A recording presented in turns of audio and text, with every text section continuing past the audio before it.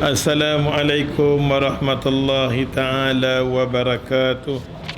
Alhamdulillah summa alhamdulillah, ma taufiqi wa lam tisamiya illa billah, wa alaihi tawakkaltu wa ilaihi unib, hasbiyallah wa ni'mal wakil. Rabbana afri' alaina sabran wa tawaffana muslimin. Qala Allah ta'ala fil Qur'an al-Karim, Rabbi syrah li sadri wa yassir li amri wahlul 'uqdatam bilisani yafqahu qawli. Alhamdulillah, tamat-tamatnya syukur banyak-banyak kita pada Allah. Dengan izin dia, dengan rahmat dia, Allah Subhanahu wa taala himpunkan kita pada malam ni. Mudah-mudahan kita semua duduk di bawah bumbung rahmat dia. Sebagaimana Allah himpunkan kita lah ni, esok ni kita mati pun kita dibangkitkan macam ni. Dengan syarat kita buat kerja kerana Allah, dia bangkit macam ni. Kalau kita main tang sini bukan kerana Allah, ada sikit kerekod, dia tak akan dibangunkan macam ni. Nabi duk mahabak mai kat kita. Percaya tak percaya, hangguk sudah. Kita tengok satu hadis Nabi sallallahu alaihi wasallam sebelum rakaman secara langsung ni terus ke antara bangsa. Termasuk dengan hadis ni satu. An Abi Hurairah radhiyallahu anhu qala, sahabat Nabi yang paling banyak sekali hafal hadis Nabi, siapa dia? Kita ni orang duk baca hadis, automatik kita tahu ialah Abu Hurairah radhiyallahu anhu. Kelebihan dia berlambak hak. Kadang-kadang kita mengaji hadis ni, kita nak tahu pasal apa sahabat-sahabat Nabi ni, Allah boleh bagi lunggukkan ilmu kat depa. Apa jenis yang ada kat depa? Pasal keistimewaan dia bersungguh-sungguh sayang dekat Nabi sallallahu alaihi wasallam. Paling banyak sekali hafal hadis Nabi. Kira depa ni duduk di kuliah Nabi. Abu Hurairah ni kenai Nabi, dia tak mau tinggal semua kuliah Nabi. Dengar kata Nabi tak mana, dia duduk. Walaupun nak pergi pasar malam pun semua dia tunda. Nak balik kampung pun dengar kuliah dulu boleh balik. Ada faham ke cakap? Oh, dia sampai ingat apa, dia ni betul-betul punya semangat. Kesan daripada dia bersungguh yang menyebabkan ya Allah tempiah sakit baki sahabat-sahabat yang lain pun tempiah sama. Ikut macam Abu Hurairah radhiyallahu anhu. Sahabat Nabi boleh jadi ulama ni kesan daripada dia. Kesan daripada siapa dia? Abu Hurairah radhiyallahu anhu. Qala, kata dia, qala Rasulullah sallallahu alaihi wasallam, kata dia, kata Nabi sallallahu alaihi wasallam, Nabi kata idza faragha ahadukum min at-tashahhud akhir. Kita baca hadis ni dulu. Lepas ni kita baca hadis kita. Okey. Ni buku kitab yang Ustaz mengajak kadang-kadang tazkirah di Kuala Lumpur lah kitab ni. Aduh, mana lari. Kitab ni kita mengajak, maksud dia tanda-tanda kiamat bagus. Dia start dengan apa nama? Tanda-tanda kiamat berkenaan Imam Mahdi, Nabi Allah Isa, Ya'juj dan Ma'juj. Kadang-kadang benda ni kita sama-sama. Bila siapa datang dulu, Isa bunuh siapa, apa jadi, di taman ada bunuh apa nama yang kata Dajjal, kita sama-sama kan, sama-sama. Tapi Nabi SAW, bila Nabi nampak tanda fitnah sikit aja, kuliah Nabi semua bertukar mengajak kepada apa nama, mengajak pada tanda-tanda kedatangan Dajjal sallallahu alaihi wasallam. Sikit saja berlaku fitnah dalam masyarakat dia, Nabi akan tumpu benda ni. Nampak tak? Oleh sebab tu kata Nabi sallallahu alaihi wasallam, Nabi kata idza faragha ahadukum, bila kita selesai, maksud dia minat tasyahud akhir, kita baca, kita semayang, bila kita semayang kita dah habis dah at-tahiyatun sampai innaka hamidul majid, kita dah habis tu malaikat sendiri mai kat Nabi, minta dekat Nabi jangan bagi salam Muhammad. Sejak malaikat tegur dia hari tu, sejak hari itulah Nabi jadikan amalan sampai ke mati Allah Tuhan. Dia kata apa nama? Falyata'awwadz billahi min arba'.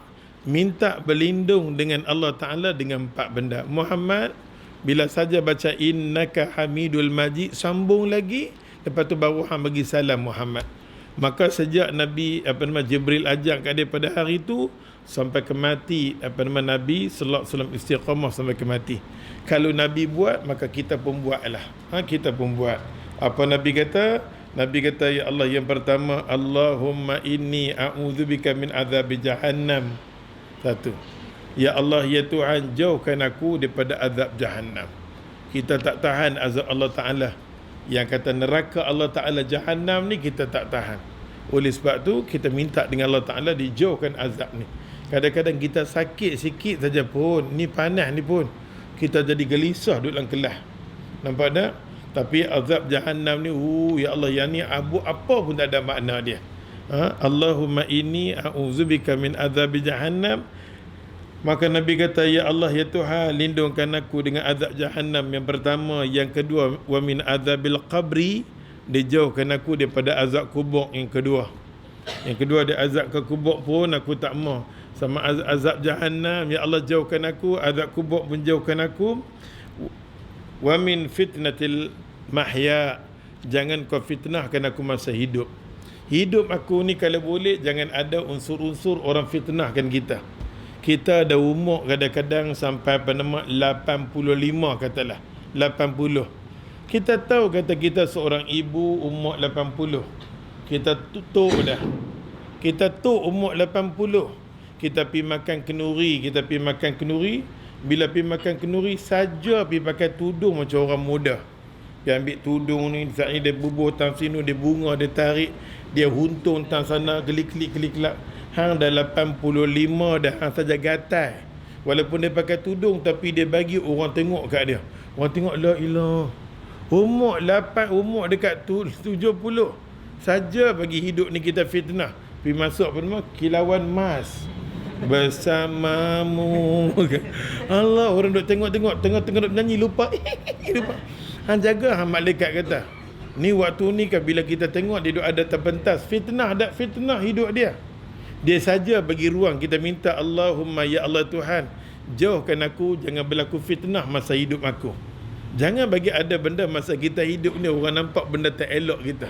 Benda tak elok kita, orang duk kata kat kita. Satu, wal mamat wa min fitnatil, jangan kau jatuhkan aku fitnah masa hidup, wal mamat, dan juga mati. Lepas mati orang kata macam-macam kat kita, Allah di itu mampu pun tak apalah. Kalau dia ada mulut, ya Allah, macam kem perca lah mulut dia. Nampak orang kata kat dia, nampak tak? Oleh sebab tu ya Allah, masa mati jangan orang kata kat kita ni fitnah yang dahsyat. Pasal tu hidup kita ni kita kena cipta rekod yang baik. Rekod yang baik supaya orang sentiasa bila mati kita, orang kata ditulah bagus sangat. Buat kat dia macam mana pun dia lagu dia juga, nampak tak? Cipta satu rekod yang baik. Yang last kan Nabi kata apa? Nabi kata wa'udzubika min fitnatil masihid dajjal.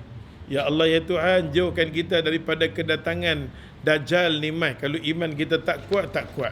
Maka ulama kata yang dikatakan Dajjal ni siapa dia? Orang Pulau Pinang kata hang Dajjal lah hang.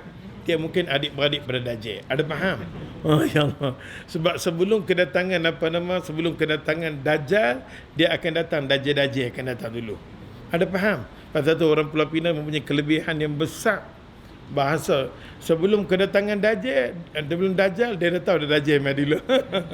Ada faham? Apa-apa pun tak tahu, ya Allah. Maka ulama kata kat sini, man huwa Dajjal. Ulama kata siapa yang dikatakan Dajjal? Yang dikatakan Dajjal di sini dia kata huwa rajulun yahudi a'war. Dulu kita tak ada buku, dan buku sikit rujuk. Ulama kata kat sini huwa rajulun yahudi a'war. Dia seorang laki-laki, dia kata Yahudi yang mana mata dia macam terkeluar.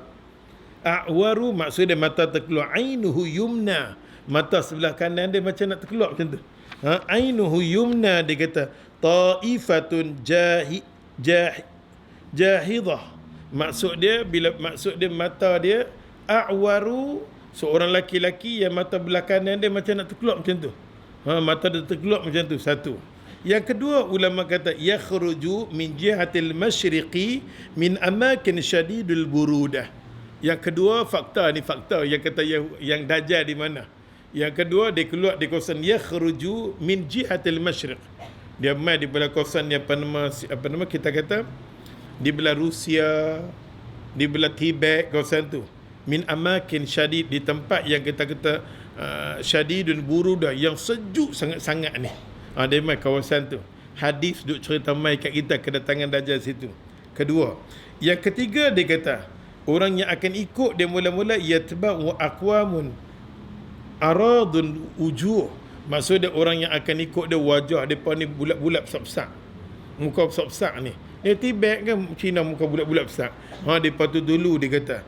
Lepas depa tu ikut, maka akan ikut di situ juga dia kata wahum sab'una alfan minal yahudi. Dan mereka yang akan ikut di situ juga ada daripada 70,000 orang Yahudi pun akan ikut Dajjal juga.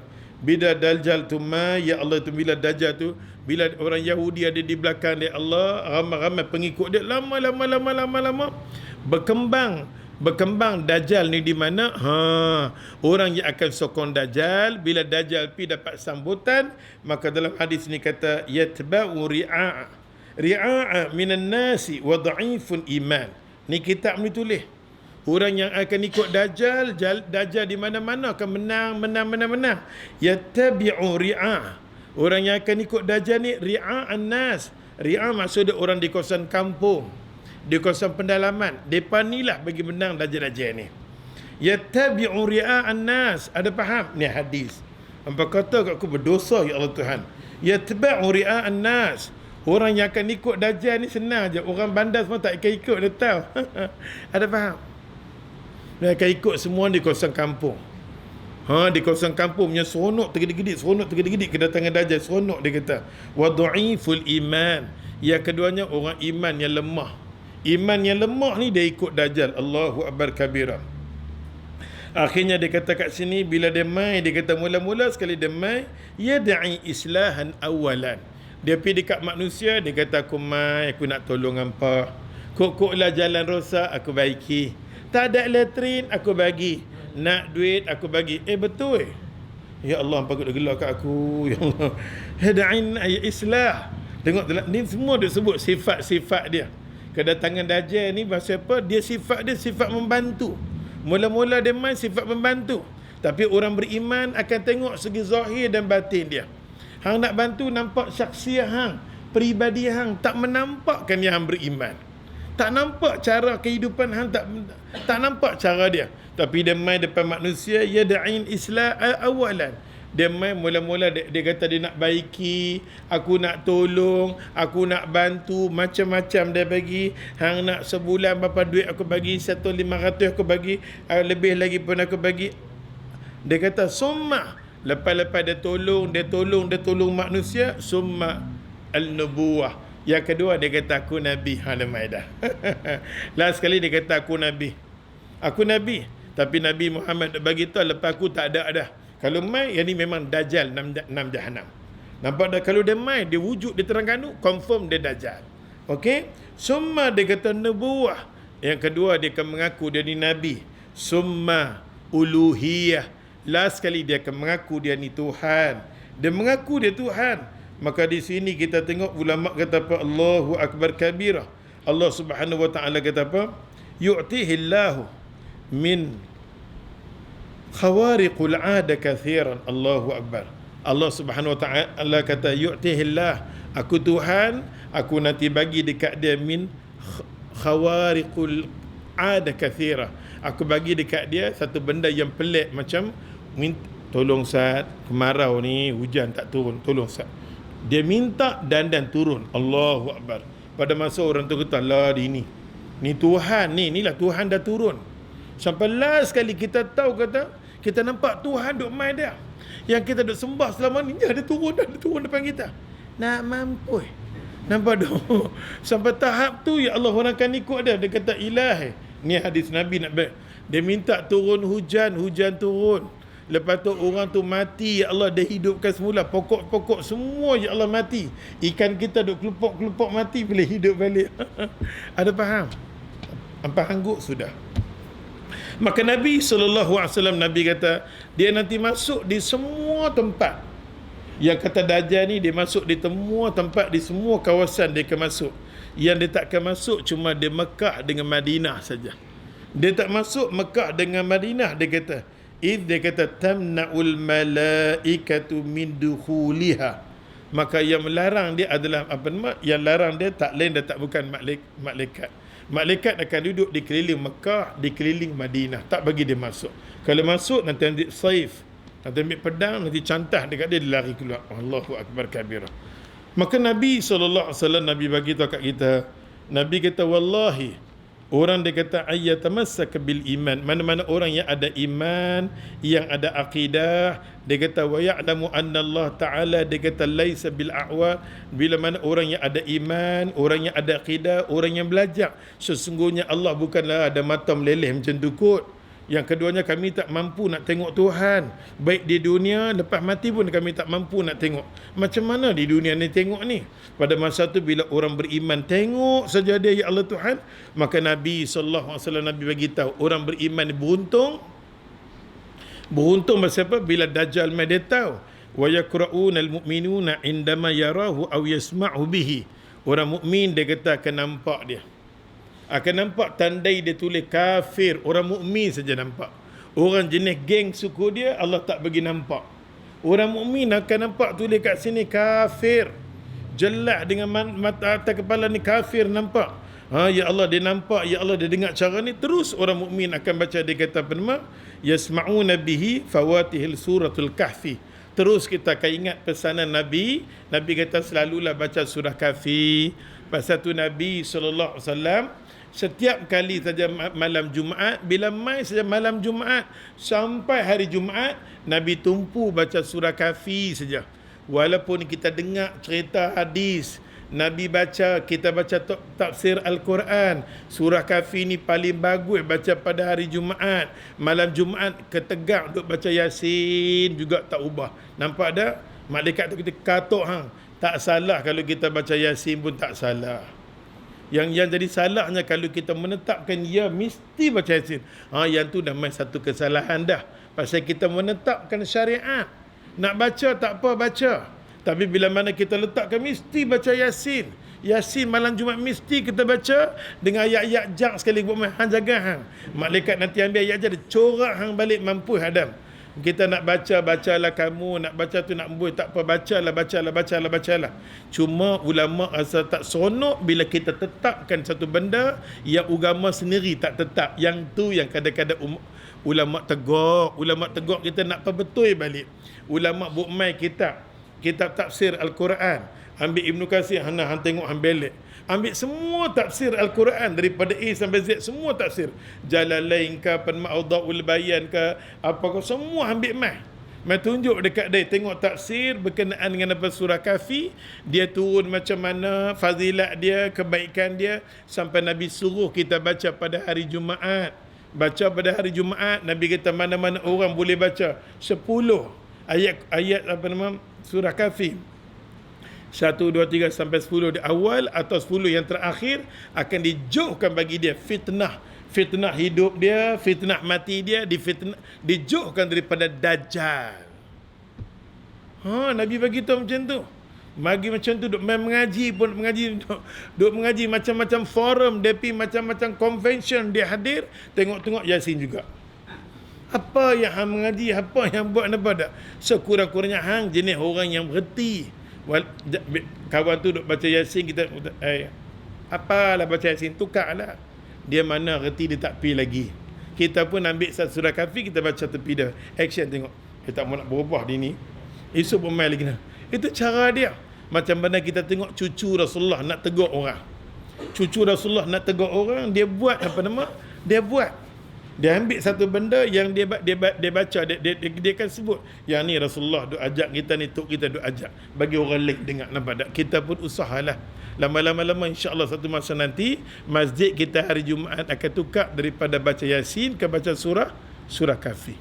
Kesian tak ramai kadang-kadang tengok bagus kita baca surah Yasin, kita tak boleh kata siapa-siapa baca surah Yasin tak dapat pahala. Itu bukan hak kita. Itu bukan hak kita nak kata macam tu. Cuma dia buat satu kerja tak bertepatan dengan sunnah aja. Kesian tak? Kesian dia. Kadang-kadang dia punya puluh duk baca Yasin sampai habis, tapi lebih afdal ya Allah berjuta kali ganda orang yang baca 10 ayat daripada surah Kahfi, lebih afdal daripada dia habiskan surah bernama Yasin. Ada faham ke? Ya Allah, walaupun dia kata ya satu tu sama dengan apa nama 10, tengok habis surah. Ya macam mana pun dia ikut sunnah lebih afdal. Wa raditu lakumul Islam madinan. Agama yang Allah redha, agama yang Allah suka, kalau kita boleh ikut cara Rasulullah sallallahu alaihi wasallam, wa ma arsalnaka illa rahmatan lil alamin. Aku hantar Muhammad ni bawa rahmat. Semua dia Umi ajak dengan erti kata ikut dia betul-betul hari itu ada kerahmatan. Ikut cara Jumaat macam Nabi ajak, dapat rahmat kita.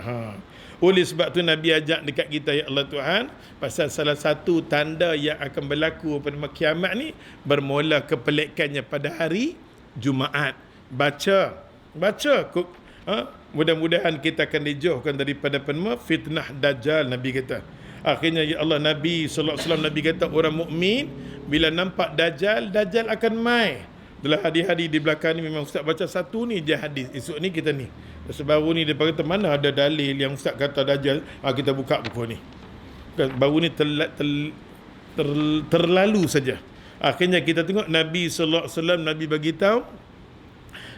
tahu apa? Maka Nabi kata Dajjal ni akan mai kat dunia 40 hari. Zahir. Orang akan nampak dia 40 hari orang akan nampak Dajjal ni. Hari pertama Nabi kata dia hidup hari pertama di dunia macam setahun.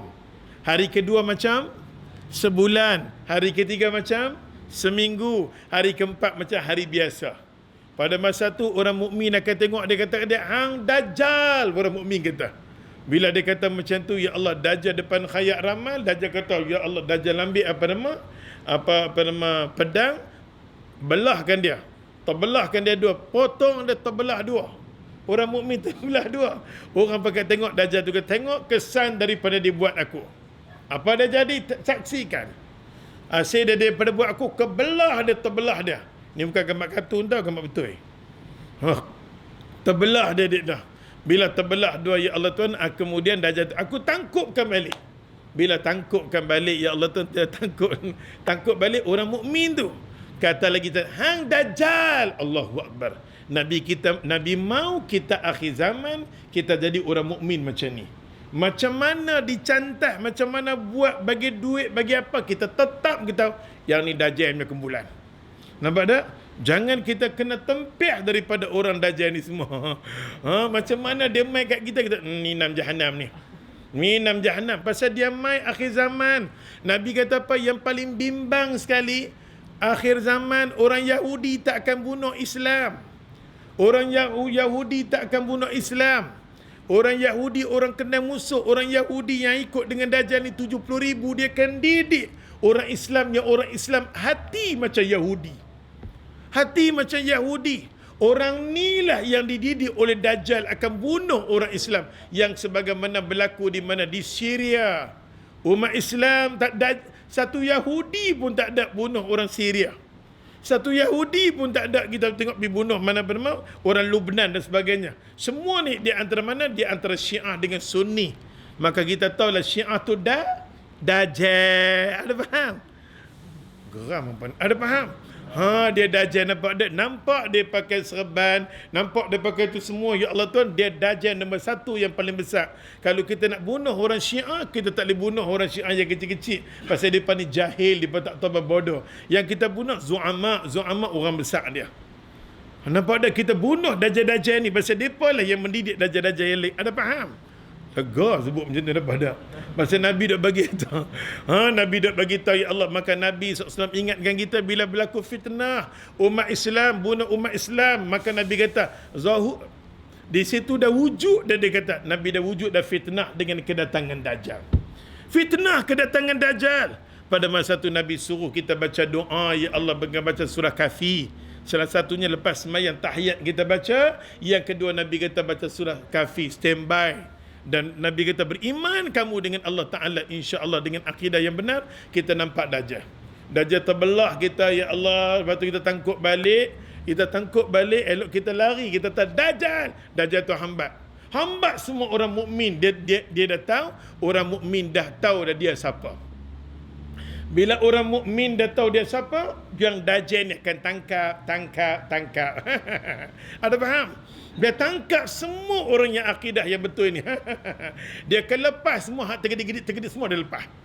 Allahu Akbar, ni akhir zaman tau. Dia akan tangkap semua. Bila tangkap, ya Allah, Dajjal ni hambat orang mukmin. Sampailah bertembung dengan apa nama? Nabi Allah Isa alaihissalam. Pada masa itulah kedatangan Nabi Allah Isa. Nabi Allah Isa datang dia kata, hang duk hambat geng aku nak. Nabi Isa hambat dia pula. Dajjal bodoh. Ada apa? Yang tadi Dajjal tadi duk bunuh umat Islam. Dajjal ni pula lari. Ni cerita yang benar. Tengok. Ustaz tak ada nak baca tambah habis. Dajjal ni pula lari sampai di mana? Sampai di pintu Palestin. Al-Lud. Kalau tengok di sini cerita dia kata, ya Allah, dia kata mimbabul satu pintu, dia kata daripada pintu Al-Lud. Lud. Di satu pintu dia yang ada di kawasan Palestin, pintu tu dia nak masuk kawasan tu, di situlah pada Nabi Allah Isa bunuh dia, mampu ada. Allahu Akbar. Ini cerita ni kita kena beriman. Okey, kita suka tak suka, maka sebelum kedatangan dia ulama kata dajajin. Maksudnya dajjal-dajjal kecil akan main. Macam mana tanda dia? Kita tengok apa berlaku di bumi di sana. Oleh sebab tu ya Allah, bila apa yang berlaku di bumi di sana, oleh sebab tanah Arab ya Allah bagi agama tak jaga agama, akhirnya sallata alaihim qauman bidzunubihim. Aku datangkan satu puak atas dosa-dosa hampa. Yang hampa buat agama ni semayang saja, hampa buat agama ni mengaji saja, pi haji saja, hampa tidak memperjuangkan agama, jaga agama, akhirnya agama akan lingkup. Kita jangan ingat agama sekat semayang mengaji, sekadar dengar kuliah saja semalam. Hati kita, jiwa kita tak ada roh langsung. Yang berceramah tak ada roh, yang dengar tak ada roh, agama akan lingkup. Kuliah yang kita buat ni sekelip mata tidak akan wujud di atas muka bumi. Kalau kuliah yang kita buat ni tak ada roh agama langsung. Nampak tak? Pasal tu tanah Arab kata Allahu Akbar, Allahu Akbar. Allah bagi pada bumi kami Islam. Kami tak pernah ada sifat kasih sayang di kalangan tolong-menolong di kalangan. Bila berlaku peperangan, barulah kami nak tolong saudara kami.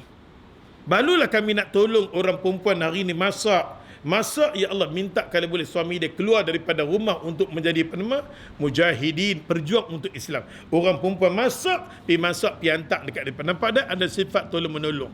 Yang ni aku mau, bila mana manusia hilang daripada sifat Rahman dan sifat Rahim aku di muka bumi, maka Islam yang ada pada jiwa orang-orang yang beribadat, dia tidak ada roh lagi. Maka di situlah Allah akan azab kita. Ini peringatan Allah bagi pada bumi sana. Okey, tak mustahil kalau ya Allah, kalau kita benarkan ya Allah Tuhan, kita benar apa dah? Kejahatan. Kita benarkan perbuatan-perbuatan yang tak senonoh berterusan dekat sana, kemungkinan bahaya sana tu boleh merebak sampai ke sini. Tak mustahil. Kalau kita benarkan kekuatan Syiah wujud di bumi Arab, tak mustahil dia boleh merebak di sini. Kalau kita boleh ya Allah halang, kita boleh halang ya Allah, kita boleh halang kekuatan Syiah daripada bumi Syria, daripada bumi Iraq, daripada bumi Lubnan, dia ada di Iran kat sana. Kita boleh halang kekuatan dia, insya-Allah dia tak boleh merebakkan pengaruh dia di seluruh dunia. Tapi bila mana kekuatan dia di sana ada, jangan bimbang dia boleh sampai di sini bila masa di bumi kita. Di mana ada Syiah, di mana ada Sunni, di situ pasti ada pergaduhan, pembunuhan pada. Kita dah tengok apa dah berlaku. Nampak tak? Oleh sebab tu ya Allah, kita minta dekat Allah Ta'ala, janganlah ya Allah benda tu main. Walaupun pihak JAKIM dah kata dah hampir juta pun kita tak tahu, dah ada kat sini dah. Pengaruh dia ada di kalangan semua orang cerdik pandai. Yang itulah kita bimbang. Tak lama lagi kita tak, orang lain Nabi kata tak akan sembelih kita. Suku kita akan sembelih kita. Kita tengok apa jadi. Apa jadi tanah yang dekat dengan Mekah, dengan Madinah, betul? Tanah yang dekat tempat peribadatan, apa jadi lingkup bin Jahannam? Tak mustahil kita di sini yang jauh dengan hidayah Tuhan, yang jauh dengan agama, senang saja kita boleh sembelih di kalangan kita.